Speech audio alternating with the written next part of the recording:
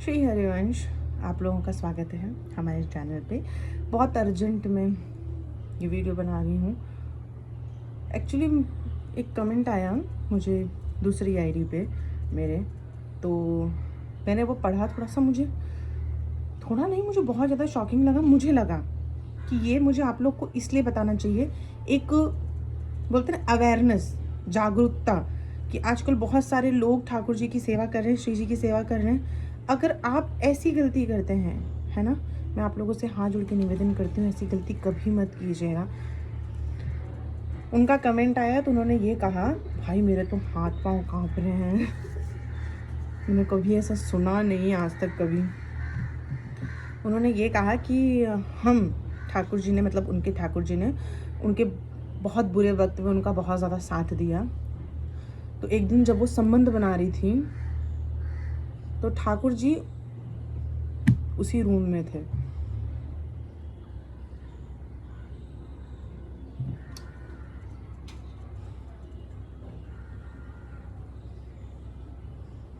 क्या बोलूं, मतलब फिर कह रही कि सपने में आके वो मुझ पे गुस्सा हो रहे थे और बहुत कुछ चीज़ें बोली उन्होंने, एक दो चीज़ ऐसे। मैं एक ही चीज़ आप लोगों से कहना चाहती हूँ। मैं हमेशा कहती हूँ, देखो मैं हमेशा कहती हूँ, हाँ हो सकता है मेरी बातें बहुत सारे लोगों को बुरा लगता है क्योंकि मेरे कहने का तरीका जो है वो थोड़ा अच्छा नहीं है। हाँ, मैं थोड़ी सी हो जाती हूँ रूड, क्योंकि मैं बहुत सेंसिटिव हो जाती हूँ ठाकुर जी को लेकर। पता नहीं क्यों मेरे अंदर ये चीज़ें। मैं अपने आप को बहुत सुधारने की कोशिश कर रही हूँ कि जब मैं अपनी बात रखूँ तो बहुत सिंपल तरीके से रखूँ, लेकिन अभी थोड़ा सा मुझे समय लगेगा क्योंकि अभी मैं नई हूँ भक्ति में। तो मेरे अंदर वो अभी विवेक और वो जो स्वभाव में जो निर्मलता है वो अभी मेरे अंदर नहीं आई है। मैं श्री जी से प्रार्थना कर रही हूँ कि मेरे अंदर वैसा भाव जल्दी आ जाए ताकि मैं अपनी जब बात रखूँ तो लोगों को बहुत जल्दी बुरा ना लगे। लेकिन ये तो एक बेसिक सा कॉमन सेंस है, बेसिक सा कॉमन सेंस है ना, कि हम जब ऐसा कुछ करते हैं तो एटलीस्ट हमें ठाकुर जी को तो अपने रूम में नहीं रखना चाहिए, राइट? मुझे ऐसा लग रहा है, अगर आपके पास सुविधा है तो। मतलब ये सब चीज़ें ऐसी हैं कि घर वाले भी होते हैं तो भी हम सोचते हैं, लाइक अरे कैसा लगेगा। मतलब आपकी बेडरूम में ठाकुर जी हैं और आप ठाकुर जी के रहते हुए आप सेक्सुअल हो रहे हो, मेरे नज़र में तो अपराध है। ये कितना सही है कितना गलत है मुझे नहीं पता, लेकिन ये बहुत ही गलत है। मेरे लिए तो ये बहुत ज़्यादा गलत है। मैं अपने हर वीडियो में सबसे कहती हूँ कि देखो, आप भाव रख के सेवा कर रहे हो, बहुत अच्छी बात है, आप कोई भी भाव रखो। कुंज मेरा बेटा है, मेरी जान है, लेकिन मैं फिर भी कुंज को अपने बेड पे कभी नहीं सुलाती। मुझसे एक बार बहुत पहले किसी ने पूछा था, मैंने अपने दूसरे चैनल पे वीडियो डाला था, जब मुझे किसी ने कहा था कि हम ठाकुर जी को अपने बेड पे सुला सकते, मैंने तब भी कहा था कि हम पीरियड्स में होते हैं, हम पॉटी करने जाते हैं। बहुत सारे लोग, श्री जी की कृपा से हमें गुरुदेव ने ज्ञान दिया है तो हम उतने नियमों का पालन करने के बाद भी मैं डर के मारे उनको बेड पे नहीं सुलाती हूँ, है ना। बहुत सारे लोग तो नियम भी पालन नहीं करते हैं। पॉटी करके आए, ना हाथ धोए, ना पैर धोए, ना मुंह धोए, ना आचमन किया, कुछ नहीं किया, ऐसे ही बेड पे। बच्चे ना हाथ धो रहे पैर धो रहे, ऐसे ही बेड पे। बहुत लोग बेड पे खाना भी खा रहे, उसी में आप बेड पे ठाकुर जी को सुलाओगे। स्वच्छता कहाँ है? मैं हमेशा कहती हूँ कि भाव रखो, बहुत अच्छी बात है, लेकिन ये मत भूलो कि वो परम पिता परमेश्वर है। और आज देखो इतनी बड़ी बात आई है मेरे सामने। मैं कोई स्क्रीनशॉट लेके डालना नहीं चाहूँगी, लेकिन अगर बहुत सारे लोगों की अगर ऐसी इच्छा भी है तो मैं स्क्रीनशॉट लेके यहाँ पे ऐड कर दूँगी ताकि आप लोग को पता चले कि ऐसा सच में हुआ है। नहीं तो कृष्ण डिवोटी 07 दूसरा चैनल है, वहाँ पे रिसेंट वीडियो में एक ज्वेलरी का वीडियो डाला था मैंने, वहाँ पे ये कमेंट आया। मैं इसलिए बता रही हूँ आप लोगों को कि आप लोग ऐसी गलती कभी जीवन में ना करें, कभी जीवन में मत करो। वो भगवान है, ये चीज़ कभी जीवन में मत भूलो, मत भूलो। वो हमारे उद्धार के लिए, हम अधम नीच पापी, हम नीच हैं, इसीलिए पता नहीं कितनी योनियों में भटक रहे हैं हम, और आगे पता नहीं कितनी योनियों में भटकेंगे। हमारा उद्धार करने के लिए वो एक बालक के रूप में, सखा के रूप में, भाई के रूप में हमारे पास आ रहे हैं। भाव है हमारा ऐसा, लेकिन इसका मतलब ये नहीं कि वो इंसान के बच्चे हो जाएंगे। अरे यार, इंसान का ही बच्चा होता है तो भी तो मर्यादा होती है ना यार। मतलब क्या सीख, अगर आपका इंसान का, आपका खुद का बच्चा होगा उसके सामने क्या सीखेगा वो? अगर छोटा है, थोड़ा सा भी समझ होगा तो क्या बोल रहे हो, मतलब क्या कर रहे हो लोग, मतलब क्या हो गया है लोगों को। इसलिए कहते हैं, मेरे को पहले ना जब कुछ लोग कहते थे शुरू में ना कि ठाकुर सेवा नहीं करनी चाहिए सबको, तो मुझे बहुत बुरा लगता था। मैं बोलती थी अरे कैसे ये लोग बोल देते हैं कि ठाकुर जी की नहीं सेवा करनी चाहिए, ठाकुर जी तो आए हमारा ही उद्धार करने के लिए। लेकिन अब मुझे लगता है वो लोग सही कहते थे।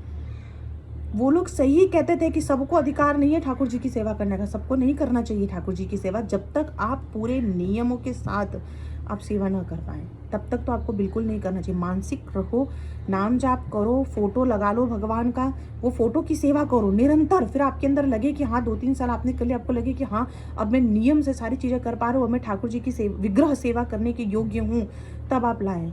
लेकिन आजकल तो मैं जो देख रही हूँ ना चीज़ें, देखो कलयुग है, अपना प्रभाव तो दिखाएगा सब पे, मेरे पे भी दिखाता है। ऐसा नहीं कि मैं बहुत सती सावित्री में ये नहीं कह रही हूँ आपको, लेकिन प्रभाव ये जो है ना, ये हम पे, हमारी भक्ति पे बहुत असर करेगा।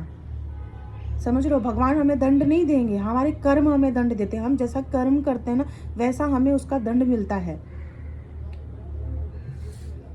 मैं पीरियड्स में होती हूँ ना, मैं बहुत खुल के आप लोगों से बात करती हूँ। पता है क्यों? क्योंकि मैं नहीं चाहती कि आपको ऐसा लगे कि खुल के इसलिए बात करना ज़रूरी है कि आज के समय में अगर आप खुल के बात नहीं करेंगे तो लोग आपकी बातों को समझने में कंफर्टेबल नहीं होंगे। और मेरे साथ बहुत सारे यंग जनरेशन जुड़ी हुई है, जो मैं तो यंग नहीं हूँ लेकिन मेरे साथ जुड़े हुए हैं, तो मैं उनसे खुल के इसलिए बोलती हूँ ताकि वो समझ सके मेरी बात। मैं जब पीरियड्स में होती हूँ ना तो मैं पूरे घर को पहले अच्छे से झाड़ू पोछा जो भी है, गंगा जल डालूंगी। आरती को जब मैं करती हूँ, जल वारती हूँ, वो सारे जल जो है वो सब पूरे रूम में पवित्र करती हूँ। जिस सोफ़ा पे बैठती हूँ उस सोफ़ा पे डालती हूँ गंगा जल, सब पानी जितने भी जल है मेरे पास पवित्र नदियों के सारे जल को डालती हूँ मैं। मेरे ठाकुर जी के बीच में इतना डिफरेंस होता है, इतना सारा डिफरेंस सोने में। और वो जहाँ सोते हैं वहाँ तो मैं रहती भी नहीं हूँ, एकदम दूर, एकदम अलग। और लोग सेक्स कर रहे हैं बेडरूम में ठाकुर जी के विग्रह को रख के। मतलब अपने ही धर्म का लोगों को ज्ञान नहीं है। मुझे नहीं लगता कोई मानसिक तौर पे इतना ऐसा हो सकता है कि उसको ये ना पता हो कि मैं ये क्या कर रहा हूँ। हो सकता है अभी कुछ लोग आएंगे जिनको ये मेरी बात अच्छी नहीं लगेगी, लेकिन अच्छा न लगने से जो सच है वो बदल नहीं जाएगा। आप बताओ, आप उनको मूर्ति समझ रहे हो, वो भगवान है साक्षात। मेरे तो हाथ कांप रहे हैं भाई, वो साक्षात भगवान है। मतलब भगवान आपके कमरे में है और आप संबंध बना रहे हो। मतलब आपने उनको पाषाण समझ रखा है, एक मूर्ति समझ रखी है। भाई मेरे कुंज बैठे होते हैं ना, हमारे श्री जी लालजू बैठे होते, मैं ऊंची आवाज में बात नहीं करती डर के मारे कि वो क्या सोचेंगे। ये भाव, डरती हूँ जोर से बोलने में। मेरे से कोई अपराध भी बन जाता है मैसेज में या कोई भी चीज़ में, कमेंट में। मेरी श्री जी जानती है शाम का वक्त है, एक क्षण भी मैं अगर झूठ बोलूँ मैं रोती हूँ, अफसोस करती हूँ। मैंने बहुत सारे लोगों को कभी अगर मैं गुस्से में चिढ़ के बोल देती हूँ, क्योंकि मेरे को बहुत टेंशन है। मैं बहुत सारे काम, सेवा, सारी चीज़ें श्री जी कृपा से, गुरुदेव के बल से अकेले करने का प्रयास करती हूँ। मैं बीमार रहती हूँ, हमेशा बीमार रहती हूँ। मैं जब से भक्ति में हूँ तो से मैं बीमार ही रह रही हूँ। मैं किसी को सब चीज़ें बताती नहीं हूँ, इसकी वजह से कभी मैं बोल देती हूँ। लेकिन उसके बाद मेरी श्री जी जानती है मैं कितना रोती हूँ, मैं कितना पछतावा होता है मुझे उस चीज़ का। मेरी श्री जी को पता है ये चीज़, मैं नहीं बताती लोगों के सामने। लेकिन ये सब चीज़ें जो होती है ना, बहुत आपकी भक्ति को नष्ट कर देती हैं, आपकी रुचि चली। अब वो बेचैन है, मेरे को समझ में नहीं आ रहा है मैं क्या करूं, मुझे घबराहट हो रही है। अब मैं उनको मंदिर में बिठा दे रही हूँ, मैं मंदिर में उनको शयन, भाई अपने रूम में शयन करा रहे हो तो मर्यादा तो रखो। अगर ये सब चीज़ें कर भी रहे हो तो एटलीस्ट उनको दूसरे स्थान दीजिए, वहाँ पे उनको शयन करवाइए। अगले दिन नेक्स्ट में जब सेक्सुअल होते हैं आप, उसके अगले दिन आपको बाल धो के नहाना होता है, पूरे बेडरूम को साफ करना होता है, गंगा जल डालना होता है उस बेडरूम में। ठाकुर जी की कोई भी सामग्री, श्रृंगार से लेके वस्त्र ले से कोई भी चीज़ ठाकुर जी की उस रूम में नहीं होनी चाहिए जहाँ पे आप संबंध बना रहे हैं, जिस रूम में आप हैं। ठीक है, आप भाव रखे। देखिए गुरुदेव ने बहुत अच्छी बात कही थी एक दिन कि आप उनमें पुत्र का भाव रख रहे हैं, सखा का भाव रख रहे हैं, बहुत अच्छी बात है। लेकिन ये मत भूलिए वो परम ब्रह्म परमेश्वर हैं। ये वही श्री कृष्ण हैं जिन्होंने ये अपना युद्ध करवाया था महाभारत का। पांडवों के साइड रहे थे, कौरवों को हराया था बिना एक शस्त्र उठाए। ये वही कृष्ण है जिन्होंने गीता का सार दिया है। ये वही कृष्ण है जिनके पीछे गोपियां पागल हैं। ये वही कृष्ण है जो द्वारकाधीश में विराजमान है। ये वही कृष्ण है जो नाथ द्वारा में विराजमान है। ये वही कृष्ण है जिनके एक श्वास से लाखों ब्रह्मांड उत्पन्न होते हैं और नष्ट हो जाती है। वही कृष्ण है जो हमारे पालनहार हैं। ये वही कृष्ण है जो हम सबके हृदय में विराजमान है। ये वही कृष्ण है जो हमारे उद्धार के लिए बाल स्वरूप में घर में विराजमान है। मत भूलिए, जब ये सब कार्य करे तो एक बार याद रखिए, ये कृष्ण वही हैं जिन्होंने गीता का सार, गीता का ज्ञान दिया था। जब ये स्मरण कर लेंगे ना, तो बहुत सारे अपराध जो आप दिनचर्या में अपने करते हैं उससे आप थोड़ा सा डरने लगेंगे। वो बच्चे हैं आपके, इसका मतलब ये नहीं कि आप इंसानों वाले जो पंचभूत शरीर वाले जो बच्चे हैं उनसे उनकी तुलना करेंगे। क्या कर रहे हैं? अपना उद्धार करने आए हो या अपने धर्म, अपनी जो जीवन इसको भ्रष्ट करने आए हैं आप? ये सोचिए एक बार।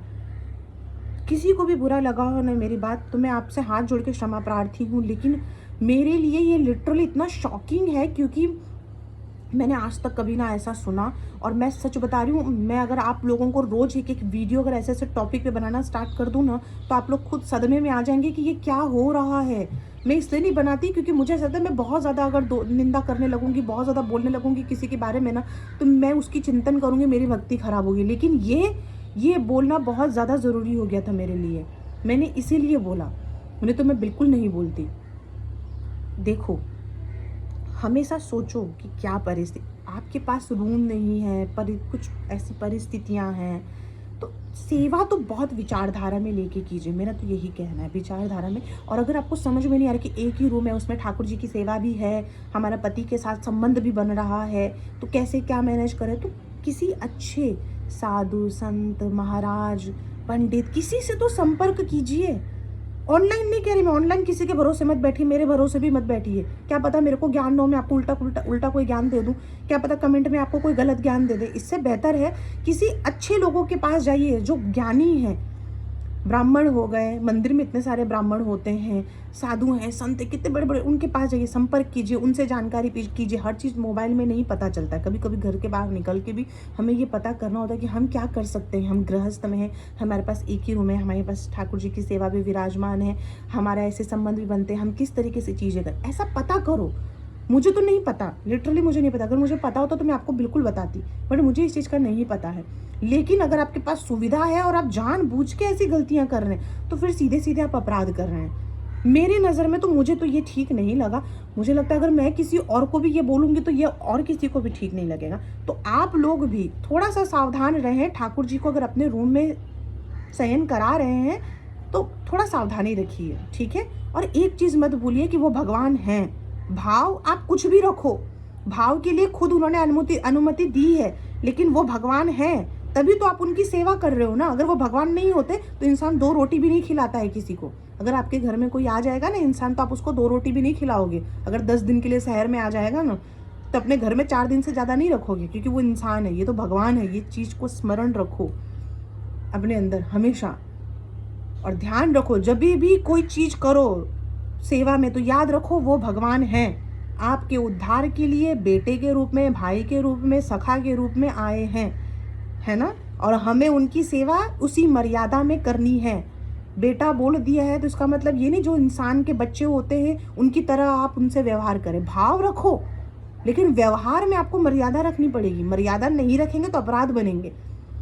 फिर आपकी जो भक्ति सेवा क्या मतलब, फिर वापस आपका इसी में जन्म, इसी ये दुखालय में वापस आपका जन्म होगा। अरे भक्ति इंसान करता है कि हम इस जन्म मृत्यु के बंधन से मुक्त हो जाए और प्रभु के पास निरंतर जाएं, श्री जी के पास निरंतर उनकी सेवा करें, फिर कभी हमें यहाँ ना आना पड़े। लेकिन यहाँ रह के भी हम उनको वैसा बिहेव करवा रहे जैसे कि हम अपने इंसान के बच्चों को करते हैं। अरे भक्ति करो, भक्ति पे फोकस करो, भक्ति से भगवान प्राप्त होंगे, समझ रहे हैं। अपराधों से बचने का प्रयास करें।